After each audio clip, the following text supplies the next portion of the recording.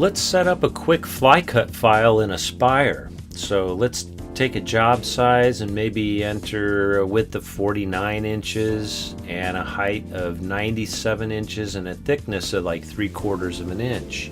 And we'll set the Z0 position on the material surface up there on the top surface corner, and the XY datum, we'll go ahead and put that at the lower left hand corner and hit the OK button, and that will set our file up.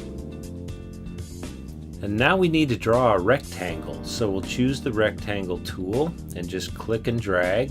Just make it approximate, and we'll enter the exact sizes here with a width of 50 inches and a height of 98 inches, which is about a 1 inch over. We want to create a little bit of an overlap. So we'll go ahead and hit apply. Make sure that your rectangle is selected. And now we want to center this material on the table by clicking on this align to center option. There it is. And go ahead and click close. And now we need to create a new tool. So we'll go to the menu, the tool paths menu, and we'll choose tool database. And in that database we'll create a new tool, and we'll basically come down to the bottom and click new, and we'll give it a name. In this case we'll set the tool type to end mill, and we will actually name this 1.5 inch fly cutter.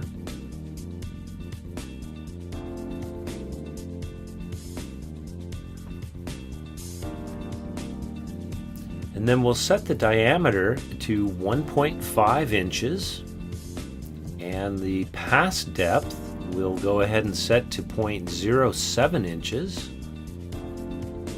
and our step over, well, we should set that at about 80%.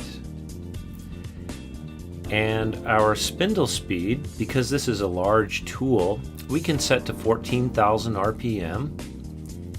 And our feed rate is going to be set at 300 inches per minute. And our plunge rate is roughly 75 inches per minute. And we'll set the tool number to tool number 8, because that is the number that we are going to set it inside of the tool changing rack. So there we go. So go ahead and click the apply button. It will create the tool, and we'll click OK.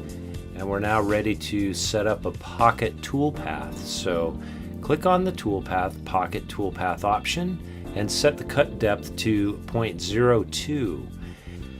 Now we can select that tool, that newly created tool, by just finding it in the menu list over here. Our new tool is up here at the top, so we'll go ahead and choose that fly cutter, and we set all of the specs already, so we can click the OK button. And then we can come down and we can set this as a raster cut option. It'll go back and forth over the surface and cut around the perimeter.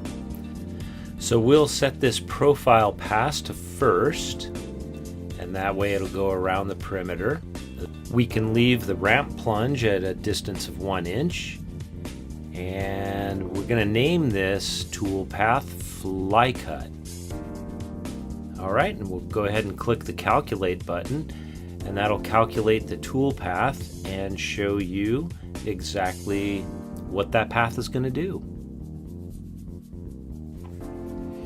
You can also preview the selected tool path by clicking on the preview selected tool path button up there, and you will see an on-screen sort of simulation. In this case it doesn't show up too well, but I can kind of see the tool moving over the surface there. And when that simulation is complete, you can just click the close button. And now we can output this and save this file. So we'll go ahead and click in the checkbox there of this, and we'll save the toolpath icon, and go ahead and look over your specs there. In this case we want to choose a post processor that says Laguna Smartshop M ATC, and we'll go ahead and click the Save Toolpath button. And when we do that, we'll be able to save it to our USB drive and load it back up into the machine.